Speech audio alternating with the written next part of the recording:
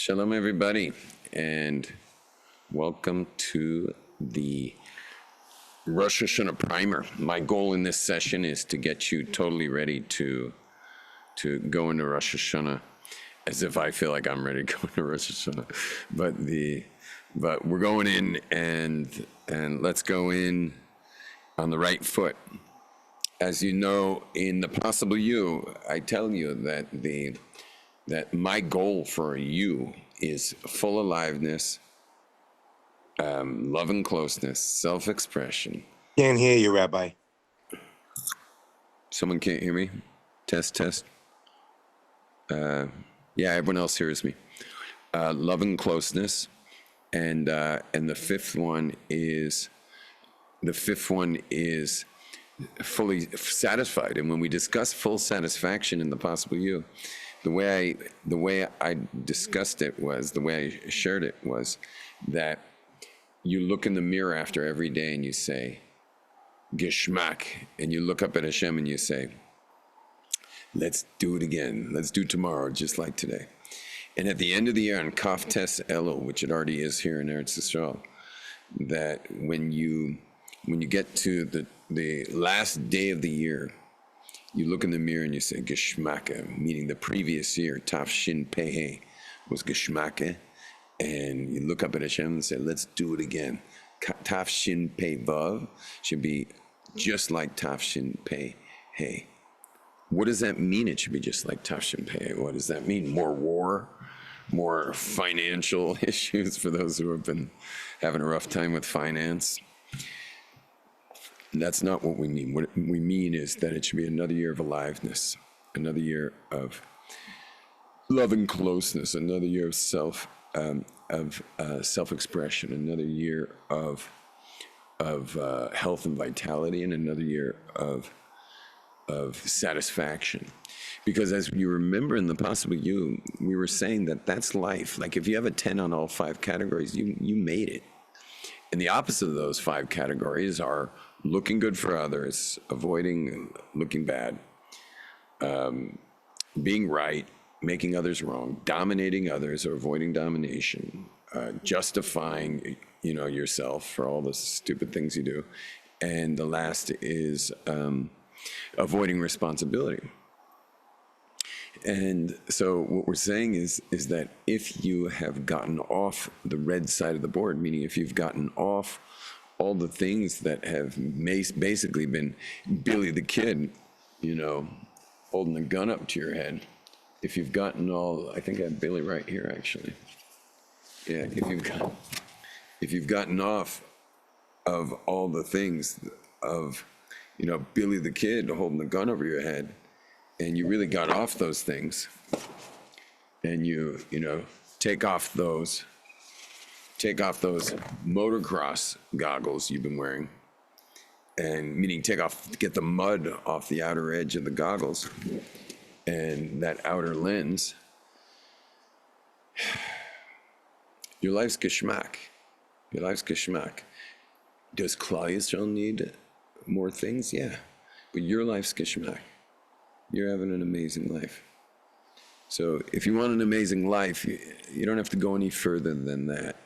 You don't need to go any further than just stop trying to look good for others.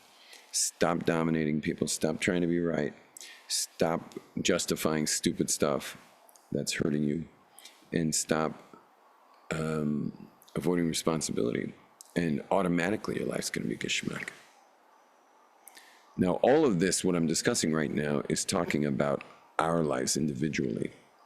Rosh Hashanah has nothing to do with you. Rosh Hashanah is not connected to you at all. The whole entire machzor, from beginning to end, is in the plural. I mean, the rabbis put a little scare tactic in Musaf called Unas on a Toikif, which I don't think the Sephardim adopted. But anyone Sephardi here? I don't know, the name Abbacasis sounds pretty Sephardi. Yehuda, you guys have Unatana Tokef in your, no, they skipped that. Yeah, because it's the Machzor was given by Anshe Knesset Gedola. It wasn't Not supposed to add anything. But the Ashkenazim added it. You know why? I believe they added it for those who were asleep during repetition of Musaf, they're just like how much more can I be focused on God being the Melech and his general plan for humanity? Because that's what it is. It's God being the Melech and God's overarching plan for humanity. For 2 straight days, that's all we're going to mention, is God's the king of the universe, and he has this overarching plan for humanity, and you're not even in there. I'm surprised that Chazal even kept in the last paragraph of Shemona Esrei, Ela kain nitzah l'sheinchem l'shonim sifasayim the bir me'ama. Like he gave you one paragraph in the whole entire davening that maybe you could get a little word in for yourself during the year. But seriously, if you didn't figure it out, you probably wouldn't even pray for yourself all of Rosh Hashanah. It's not part of the deal. Unetana Toka, for Sephardim listening, like Yehuda over there, I don't know if you know what that is, but it's this scary prayer of like, who's going to live, who's going to die, who by fire, who by water, who by this, who by that, And but if you do teshuvah and you give tzedakah and you do tefillah, you can get rid of this decree that's going to happen. But listen, it is our sages that say that you're judged on Rosh Hashanah, meaning it's going to be written on Rosh Hashanah and it's going to be signed and sealed on Yom Kippur. So it's like there is this individual thing happening. And the people who are already tzaddikim, they're all set, signed and sealed the first day, and people are in the balance. They got to daven until Yom Kippur and do tshuva. And then apparently Rishonim don't even get to do tshuva. The whole thing sounds a little schwer that the Rishonim are not going to get to do tshuva during the 10 days of tshuva. But anyway, but we're all considered in the balance during those days. Now, there's an obvious question. Why isn't Yom Kippur the day before Rosh Hashanah, right? Shouldn't it be Yom Kippur's the day before? We're going into a whole new world. Why should you go into a new world with soiled garments? Why should you have to have, you're going in with dirty clothing into your new year? Like, what kind of new year comes with an entire year's of Averis? Everything you ever did wrong this entire year has to come in with your new year. What kind of new year is that? Sounds like an old year. So like I said, the whole Rosh Hashanah has nothing to do with you. It's not about you. So it's also not about you. So then, okay, well, I don't want to go in with last year's Averas. But the thing is that how do you do an Avera? What gets you to do an Avera? And the answer is a lack of clarity. As we know, the definition in the 4 steps of tshuva, the definition of the 3rd step in tshuva, by the way, in case you're wondering what the 4 steps of tshuva is, hey, Mayor, the 4 steps of tshuva is stop, say, regret, commit, is the Rambam. Stop, say, regret, commit. Stop, say it. Stop, say, regret, commit. Stop, say, regret, commit. Stop what you're doing. Meaning, if you've been delivering pizza on Shabbos, stop.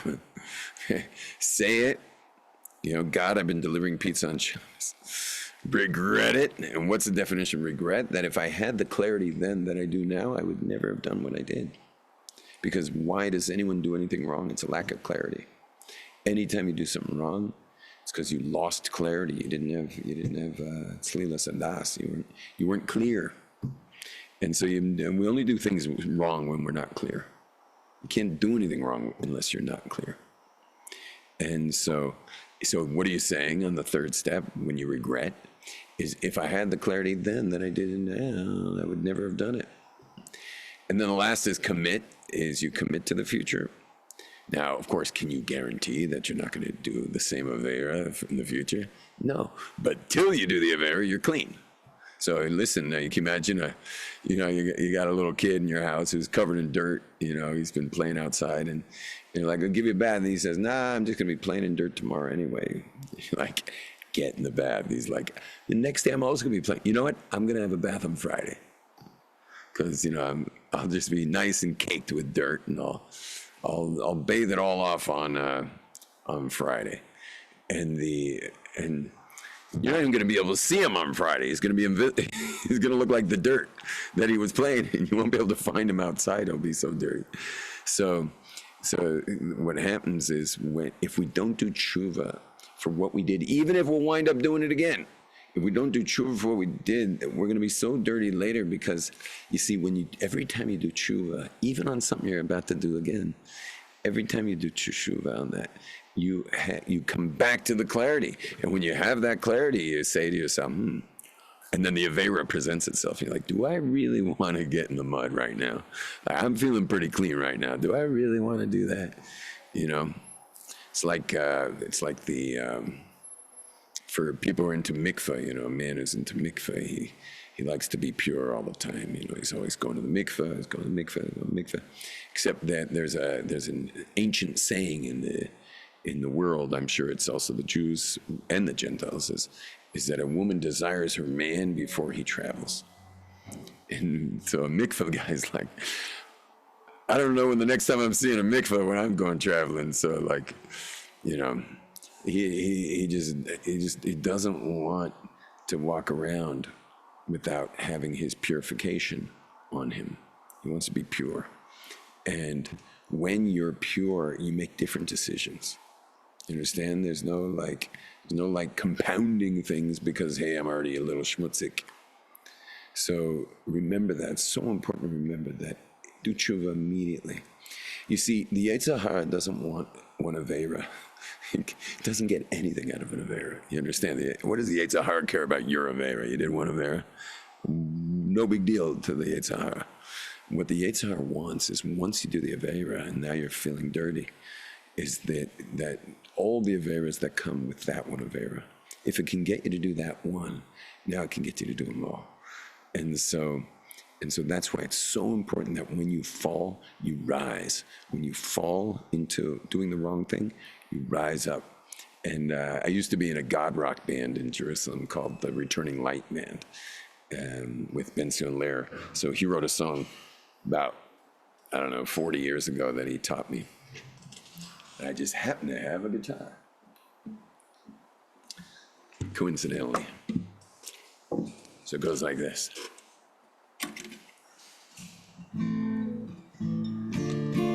When I fall, I rise.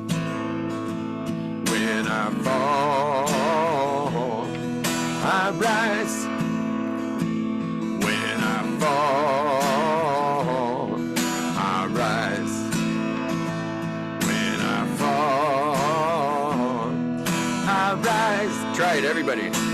When I fall, I rise. When I fall, I rise. Fall, I rise. When I fall, I rise. So when you fall, man, get up quick. Get up. Get up. It's like a boxer, when he falls. It's not always a knockout punch. Sometimes he trips. Sometimes he does get knocked to the ground, but he gets up quick. He gets up quick. Get off the ropes. In boxing, when the boxer when his back's against the ropes, which is actually a saying in America, he's got his back's against the wall. You have nowhere to run, so you got to get off those ropes quickly. You got to get up quick, and that tshuva you do comes with this clarity. So let's talk about that clarity for a minute. I want to share with you the famous line where Bali Tshuva, meaning someone who does teshuva, where Bali Tshuva stand, that Tzaddikim Gemurim cannot stand. They can't stand it because it stinks. Just kidding. Where Bali Tshuva stand, the Tzaddikim Gemurim cannot stand. What's it mean? It means that, like this. So this is a very important teaching I'm going to show you. If you put it on a chart, like, let's say this is two tzaddikim here, two tzaddikim in the corner of my screen, your screen here, and they went to Cheder together, now they're in, Yeshiva Ketana together, now they're in Yeshiva Gedola together, and Now they got married. Now they're in kola together. Like they're rising together. Two tzaddikim. They never did averas. They learn Torah.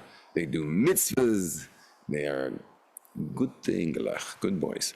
Now what happens? Let's go back. So they're growing. Now they're like, let's say they're about 16 years old. And what happens is tzaddik number 2 here, tzaddik 1, 2, tzaddik number 2 falls. He does something wrong. And he must have lacked some kind of clarity. He made a mistake. And now they're on 2 different trajectories. He gets back on his feet, but he's no longer where the other guy is.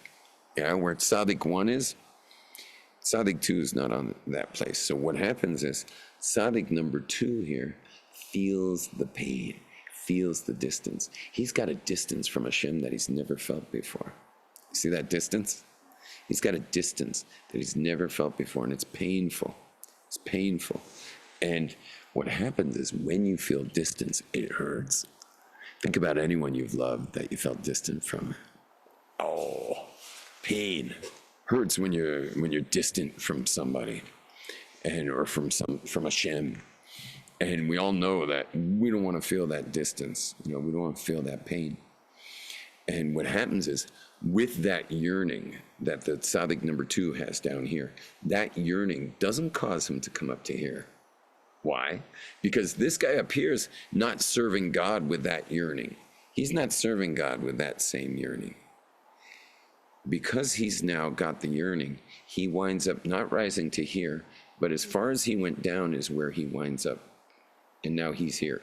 Where the tzaddik gomer, what does it mean tzaddik gomer? The guy who never sinned could never reach the place that the Baal Tshuva stands. You get what I mean now? He can't reach it because he didn't fall. And only someone's fallen. Now you can't fall in order to do this. You can work on your yearning, but it requires. The only way to get there would be the yearning of the distance that had been created from the fall. And so the tzaddik number 1, he never had that yearning. And Hashem wants our hearts more than anything. And whose heart did he get in the end? He got really the heart that's pining for Hashem of the one who fell. So the one who falls and gets up, one who falls and rises, stands in a place that the person who never fell, you get what it means? That a person who never fell could ever stand. He can never stand there.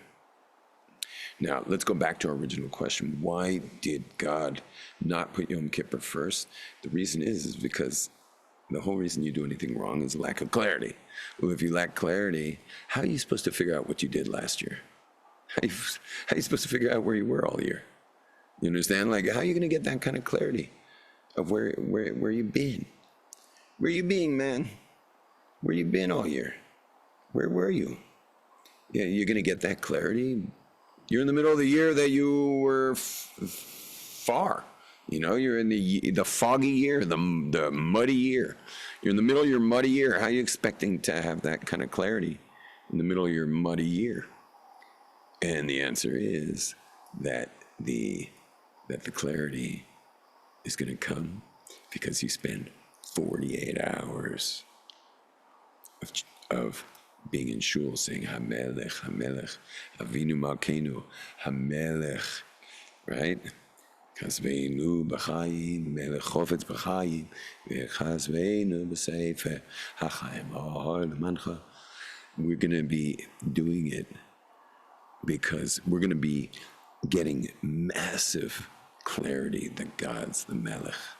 That's what's going to be happening, is clarity that Hashem is the Melech.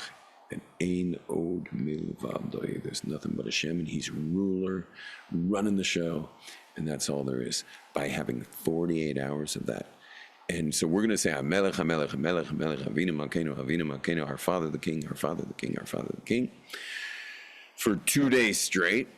And the only other thing we're going to be doing there is blowing shofar. What is shofar? Shofar is an inarticulate, no words, no. It's just an expression of the soul crying for God. It's just the crying out for God to because no one can actually understand who God is. No one's ever figured out who God is. We don't even know who this Melech is, really. And so we're going to serve him with an inarticulate voice from a ram's horn. That's going to be our service of Hashem. It's just through this voice, because the voice is not up here. Yeah, the voice isn't up here. That's the brain is where you break up the sounds. Yeah, the wind in your lungs is ratzon, desire. The voice box, your vocal cords is the emotion, and the brain is the what breaks up the sound into articulate words. And the shofar is going to have lungs, desire, and it's going to have emotion. But it's not going to be up here. It's not going to be there. It's going to be, on a very core instinctual place. And that core instinctual place is the place that we lose, where we're distant. Look, guys, on Yom Kippur, you're going to be taking your right fist. You're going to be hitting your heart. But if you stole, hit your hands. If you looked at the wrong things, hit your eyes. If you weren't careful with kashrus, hit your mouth. If you listen to Lashon Hara, hit your ears. Why you hit your heart? Because if you ever ask someone to point their finger at themselves, they're always going to point right here. Because you're pointing here, because this is the being of the person, not the doing. This is the being. We're going to talk about what we did, but we're going to hit who we were that did it. And that's being and doing. Is that the list of things that we did wrong is all in the world of doing. But the fact that you did it, if you did it, we're all of Jewish people are connected. So whether you did or you didn't do it, you're doing tshuva it's a collective tshuva. Notice also, Yom Kippur doesn't mention you much either. But it's, Asham nu, Bagad nu, it's all us, we, because you're doing tshuva. Maybe in a bit I'll share with you some of the Kabbalah of what that's doing. But anyway, the hitting of the heart is who I was that did it. You see, anyone who does tshuva for what they did the previous year is just going to do it again. That's why so many people are a little bit, they're a little bit cynical about Yom Kippur and stuff, because like when I'm do a big tshuva, when I know I'm still doing the aveiros that I've been doing, what's the point of this tshuva? But we're not doing tshuva for what we did. We're doing tshuva for who I was that did it. Understand? I'm doing tshuva for who did it. Like this guy asked me, should I stop smoking cigarettes? He was standing outside of Possible You. Should I stop smoking cigarettes? And I said, first let's see who's smoking the cigarettes. Then we'll talk about smoking. Then we'll talk about, who's the guy who puts his mouth up to an exhaust pipe. And then we'll talk about, whether or not, that guy should continue doing that, But it's not the doing, it's the being. And the only way you can do something wrong is a loss of clarity. You lost your clarity, so now you got that distance. Once you're in that distant place, so you can do the wrong things. But we now are going to have 2 full days for clarity. The Rosh Hashanah Avoda is clarity time. It's time to get clarity. It's time to get clarity. And it's a real brainwash. I mean, we're through a lot of hours, and we're blowing horns and it's packed and suddenly a bracha can, this Shem Hashem in a bracha can last a half a minute. By the way, how did I learn my heter? That when I'm saying Shem Hashem, that I can do all the Kabbalah I know on Shem Hashem for at least half a minute. You know why? Because I was in shul once, and I pulled out my watch and looked at the second hand, and it was like, okay, he says, Baruch Atah Hashem, and the whole room goes, die, die, die, die, die, die, die. Well, I can hold my breath for a whole minute, and I can also exhale even for a whole minute. So I can say Baruch Atah Ador, and then noi, silently, noi. And during that whole noi, for a half a minute, I can have in mind, Haya, Hoive, Yi, the Yud is Chachma, the Hey is Bina, the Vav is Chesed, Word Tiferes, Netzach Yisod. The final Hey is Malchus. The this particular bracha, let's say, is Hashiva Shoftehinu is Midas HaYisod, right? Because it's Tzadikim Shoftehinu. And that, what is that? That's what Ois of the Alabates, the Vav. Plenty of time, But like, seriously now?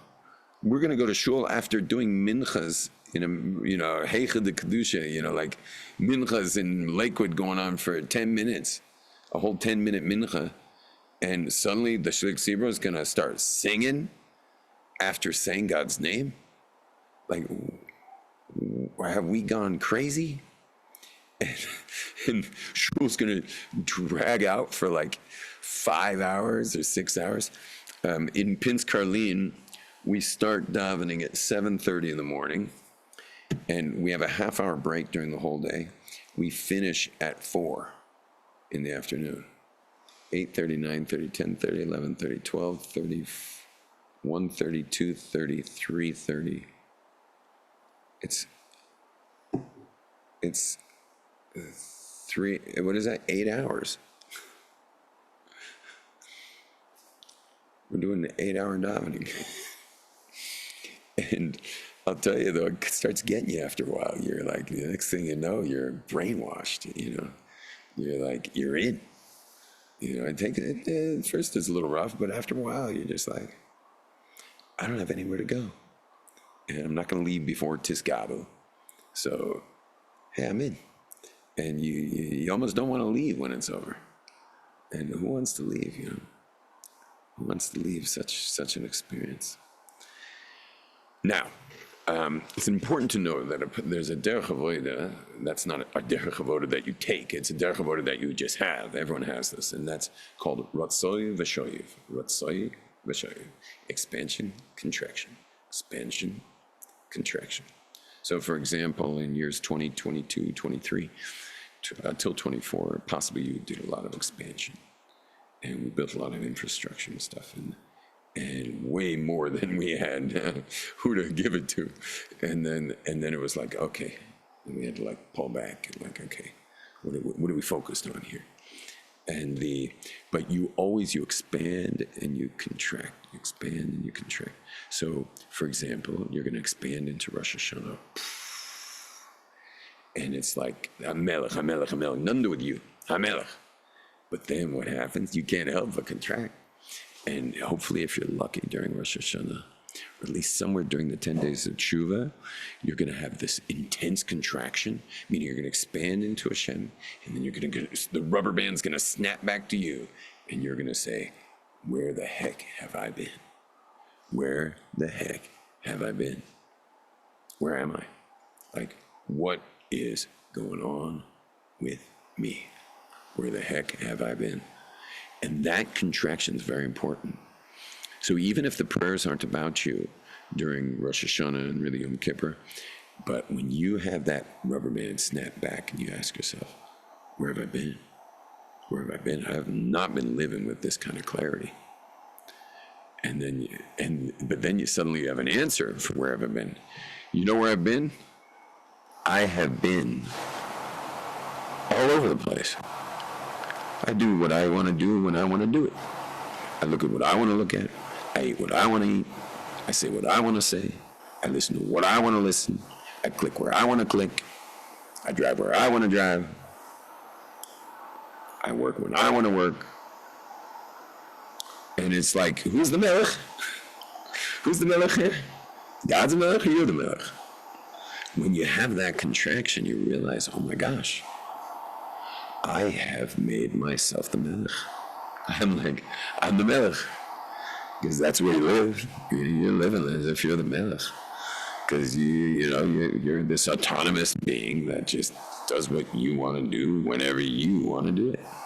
And so you're, somehow autonomous. And during all of the 2 days of Rosh Hashanah, we're like, HaMelech, HaMelech, expanding. As you expand into the Melech, what's happening is you got this oil, this lubricant that's like sliding under your crown, because you've had the crown on your head all year. And it's sliding under the crown, like you take inside the crown, you like put oil all around, around the crown, and it's like loosening, your crown's loosening. And after a while, it's like, and you put it on Hashem. Yeah, you put your crown on Hashem's head. Let him be Melech. And then you realize, oh my gosh, I haven't been living this way. I've been living as if I'm the Melech. And then you crown Hashem. You crown him over your eyes. You crown him over your nose. You crown him over your mouth. You crown him over your ears. You crown him over your heart. You crown him over your bliss. That you put Hashem first. Hashem, what does Hashem want me to do now? What does Hashem want me to do now? Crowning Hashem. Make Hashem the Melech. Now, if I asked you everything you did wrong all year, you'd never remember. Because, again, the only reason you did anything wrong was we lacked clarity. So what are you supposed to have clarity now? Where you been? You couldn't do tshuva if you wanted to. If we tried to put Yom Kippur before Rosh Hashanah, you wouldn't have much to say, really. But after the expansion of Rosh Hashanah and the contraction of the 6 days after, and then you go into that 7th day when Yom Kippur, as the Sfardim call it, Kippur. They skip the Yom part. Kippur. When you get to Kippur,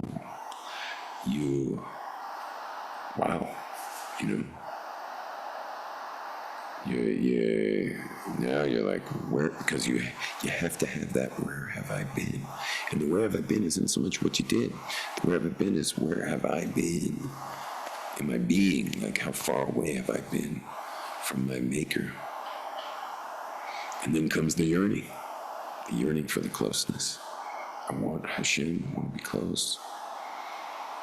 And as I yearn for that and do the tshuva, then I can start talking about the doing. And we don't have to figure out the doing, it's listed in the whole Al-Chet. And I highly doubt that anyone in this group has done a fraction of the things that it says, in the list of things that people do wrong.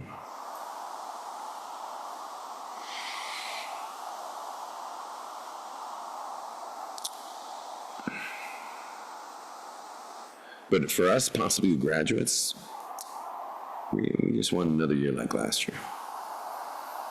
Yeah, give us another year like that. I'm not talking about as Klal Yisrael. Klal Yisrael wants Mashiach, we want Beis Mikdash, we want Yerushalayim, we want certainly an end to the Rishonim trying to kill us all over the world, and especially in the Middle East here. We definitely want for Klal Yisrael, but for us, I'm looking at a group of men, and I don't know if any women are on this call, but I'm looking at a group of people that are committed to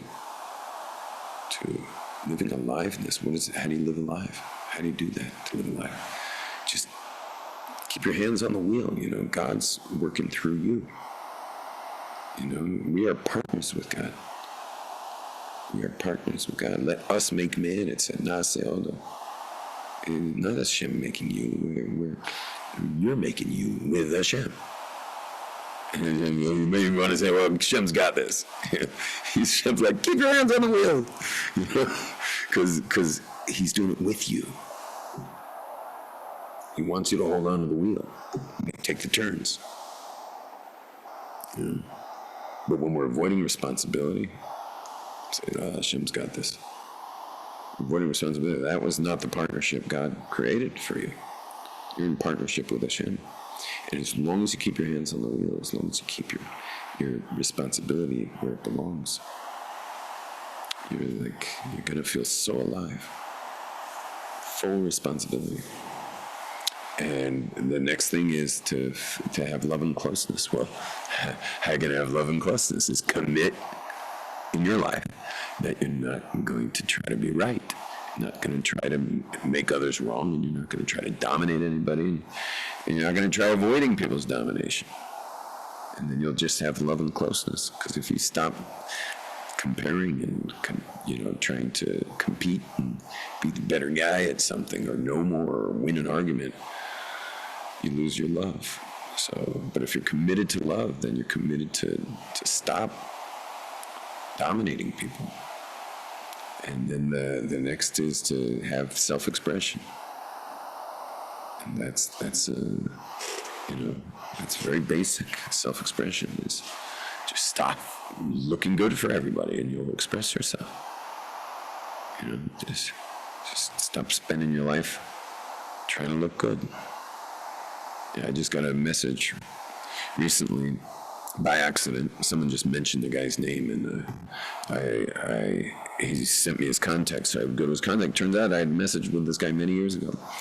All the guy wanted to know was, how did I have the courage to be so, public, do what I do in the world? Like, how did I get the confidence to do it? And the answer is because I just can't afford the opposite. I can't spend my life just looking good and avoiding looking bad. Because you want to feel dead inside? Great. Spend your life looking good for others. Spend your life avoiding your own self-expression for what might they say. That's one way to have a lousy life. Yeah, I'll tell you the truth. I believe that if you don't express yourself in this world in the way you were meant to, God's just going to throw you right back in the pond. He's going to take the hook out of your mouth and just throw you right back in the pond. What I put you down there for? You're called a medaber. You're an expresser. You're supposed to express yourself in the world. Spend your whole life scared to death what someone's going to say. Those people are also going to die. And that's the way you want to live? Well, I don't want to mess up my kids' schooling, or mess up my kids' shidduchim, or whatever that is. Your kids are going to be so messed up by the fact that they have a father who can't stop looking over his shoulder. They're already messed up. You already messed them up. Their father's driving with his behind on the dashboard, steering wheel between his legs, looking out the rearview mirror. Kids are messed up. You already messed up your kids. You're afraid they're not going to get a shidduch. And you already destroyed them by their sensing vibrationally that all you care about is looking good and avoiding looking bad. You already did a number on them. And then later you're expecting your kids to have any courage when their father didn't. And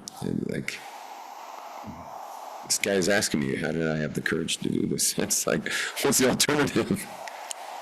The alternative is death. It's death, to not express yourself, to feel dead, to not be a medaber.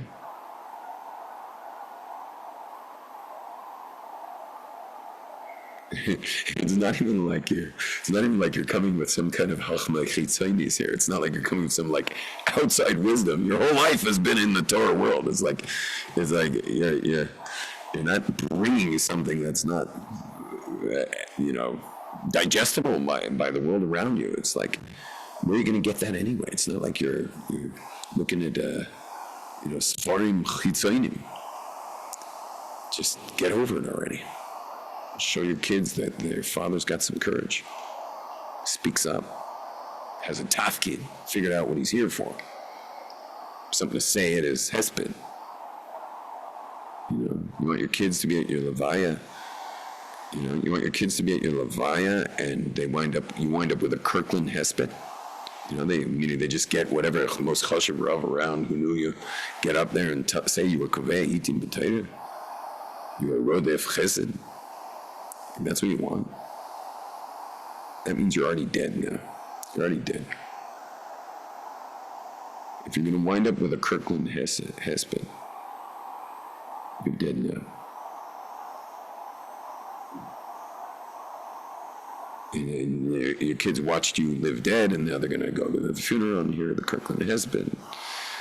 You died years ago. And you wonder why the Jewish world's going through hell. You know, it's amazing the globe stays in orbit from the weight of its problems. The ball should just fall right through space, you know. But you know every problem's only because somebody didn't stand up and say something. But you can't say something about big stuff if you don't say something about small stuff. Just in shul today, I saw a Yid who, he was a young chassid. He had his gartel with his talis tucked in, you know, to the back of the talis tucked in. But he had pulled it forward because he probably saw that growing up, like a chassidim who didn't know that there's one of the halachas in Chassidus is shnaim lefanei lefanah and shnaim me'achorav, 2 in front, 2 in the back. This kid's not in this foreign, he didn't know that, and nor did some other old chassid he probably knew. And so he has both tzitzis coming out the front, meaning all 4 at the front, because it's coming out his gartel out the front. So I don't want to bother anybody, but you know, I walked up to him and I said, you know, there's an Indian to have those tzitzis around the back. So maybe slide them back, at least halfway back, so they're a little more than halfway towards the back, just to be Mekayim Shnayim Me'achorav, like 2 behind you. Why'd I do that? I can just leave. I don't have to do that. And the answer is because if I can't do that with one individual, what's going to happen when the whole community's going down the toilet bowl? Who's going to stand up when the community's going down the toilet bowl? You know, when I was young, I was part of a community that had some serious issues, and I was too young to stand up for it. I couldn't stand up. I just didn't have the courage. I didn't have the strength. I was just so young. It was... Anyway, guess what? After all was said and done, when the dust settled from this like crazy thing that happened in the community, the people who were wrongly accused in the community, who subsequently had their lives completely uprooted, and it's been like, you know, a lot of disaster, it was like a nuclear bomb for these families. I found out that they hated me. And I've never had enemies. And all of a sudden I had enemies. Who were the enemies? The enemies were the people who got nuked during this like spasm of a neighborhood, like in this community, like went into like one of these, it's called a phantom, I forget what it's called, a phantom. It's a whole unique thing that happens to communities where they'll have like a dark shadow will be cast over a community, and then there'll be accusations. It turns out in the end there was nothing there, you know, like there was nothing there at all. But this happens, and it's happened in Jerusalem several times throughout different communities, and I was in one of those communities. Anyway, I got enemies. And guess why I got enemies? You think I didn't go check? I went and checked. I found out. I spoke to this one, spoke to that one, find out what the hell is wrong with this guy that hates me now. Not only he hates me, his family hates me. What's going on here? And every time, you ready for this? Every time, why didn't I stand up for them? Why didn't I stand up for them? So I'm speaking to these people, and I'm like, I myself was freaked out. You know, I was 30 years old, and I was like, I didn't know what to do. I was like trying to save my own family from this hell that suddenly entered the community. You know, you ask me why I didn't stand up. I'm young. You know, it should have been the elderly people in the community, like there are people with white beards. You know, let them stand up for you.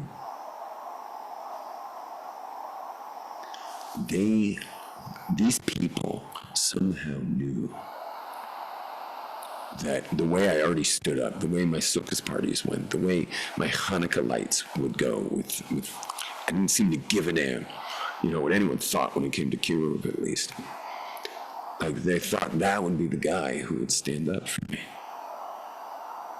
I mean, I'm the only guy who had any courage to speak up about anything, so they just thought when push came to shove, I would stand up for them. I was scared to death. I was young and dumb and scared, and I didn't stand up. But I'll tell you this, man, oh, did I apologize. Apologize profusely. I said, listen, I just wasn't courageous. And I want you to forgive me, but I didn't step up. And so far, I've got the forgiveness of almost everyone. There's still a couple holdouts. I mean, they went on and lived their lives. I'm sure they're not throwing darts at my picture every day. But what a lesson, though. You hear the lesson, everybody? Are you getting this lesson? The lesson is if you don't stand up on even the small stuff, yeah, good luck on the big stuff, man. Good luck then. What are you going to do when it gets big? For sure you're not standing up. And the world's going to hell.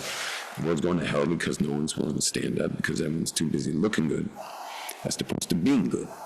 And being good takes a lot of courage, but it builds you and it shows your kids an amazing example of what it is to be a man. And I regret it deeply, and I wish we don't know who we are, you know. I heard an amazing thing that when you stand up, let's say you're giving a bruch, you're giving a devar Torah at a sheva brachos or whatever, anything you did. In your work professionally, you're in sales, so you're talking to them in sales or whatever it is, or fundraising, whatever it is. The person listening only sees what you're offering. They only see the good stuff. You know, when I get up to speak at a seminar or at a public talk, what are they saying? They're saying like my greatest self. What am I saying? Oh, you have no business on this stage. Who the hell are you, man? Yeah. There's 10 people in this room who have more terror in their background to be up here than you. You understand? They don't see you knocking yourself down. They don't see all this false humility you got and all this, meaning even if it's not false, even if it's your real shortcomings, no one on the outside sees that when you're presenting. It's really important to remember that when you're in sales or whatever. They're only sensing. Think about it. When you get a phone call and it's Hatzalah and they want their yearly thing, you're only thinking like, okay, Hatzalah, what do they do? And this salesperson on the phone wants to give $18 or something. You're not thinking about the fact that the person calling you is scared to death. So you have to remember that everyone only knows you as you show up. And the more you show up, the more they're going to know you as someone who shows up. So show up. The self-doubt's a private conversation, your own brain. Nobody hears that. Only you do. So show up. And if you show up, you'll have self-expression. And if you have self-expression, you're going to be alive. You're also going to express love. So you got not only aliveness, you got love, closeness, you got self-expression. And then and if you're just willing to stop justifying stuff. You know, I know, I've already got it down, and I'll remind everybody, as long as you know that every time you tell yourself hashkafa, it's probably some kind of heter to continue what you're eating or continue what you're doing or, you know, anything you're doing or avoiding doing. And if it comes with some kind of hashkafa, you know you're off. So what happens is, right now for many of you, you know, I don't know, Yoeli, if there's like a chiddush for you to hear this, that every time you're ever doing something, a human being always has to build a hashkafa. You have to build a story around it, and then you can do it. You know, like, for example, they offer you more children. You're like, yeah, well, you know, it's Shabbos day in the summer, so it's like I got more time, you know, to rest today, and so maybe I'll have a second helping of children, when really you're overeating and you're going to destroy your digestive tract for the whole rest of the night. You know, you're going to barely be able to eat shalshudas or malam malka, even though it's summer. But you create a whole hashkafa around it. So now it's a chiddush to you that everything you ever are morahet to, everything you ever justify is with a hashkafa. You can't justify something without a hashkafa first. But once you get that, from now on, every time your brain tries to create a hashkafa, you just catch it right away. You know, I'm at the point now where my brain creates a hashkafa, and I'm already like, there you go again. Because I know every time I'm creating a hashkafa, I'm about to do something dysfunctional. Every time I'm about to create a hashkafa, every time I'm about to create some kind of philosophical narrative around what I'm about to be doing, there is dysfunction right now. I'm in dysfunction mode. Well, once I'm in dysfunction mode, I'm taking away aliveness, I'm taking away satisfaction. If it's health oriented, I'm taking away my health and vitality. You know, I'm gonna live shorter. Or maybe if Hashem's in charge of how long you live, maybe I'm gonna turn my body into a jail cell for the last 20, 30 years because I'm not taking care of myself, because I built a story around, mañana. I'll do it tomorrow. Push it off. Take it easy. Like our community will put, don't be a mityavin, don't be from the misyavin. Go, do an exercise and stuff. That's a good.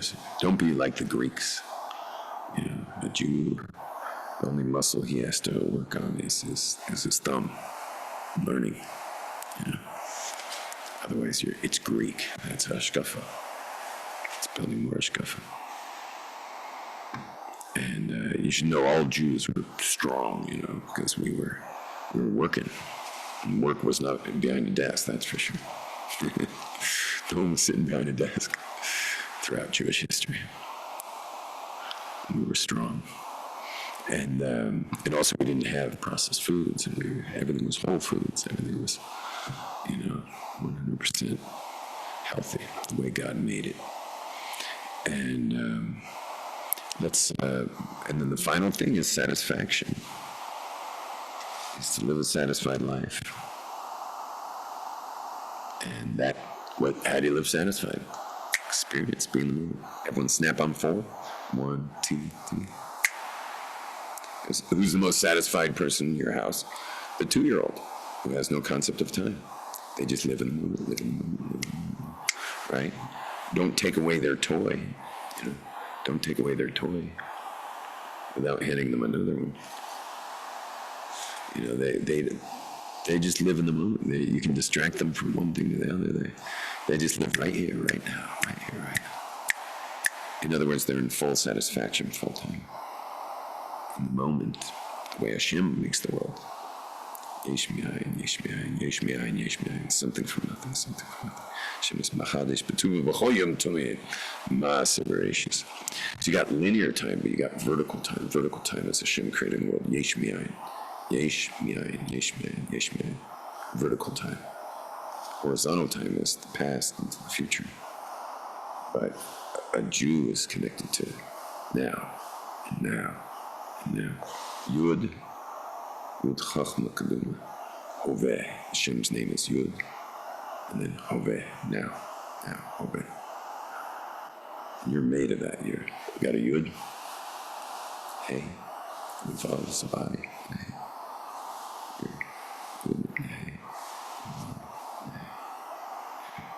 You're built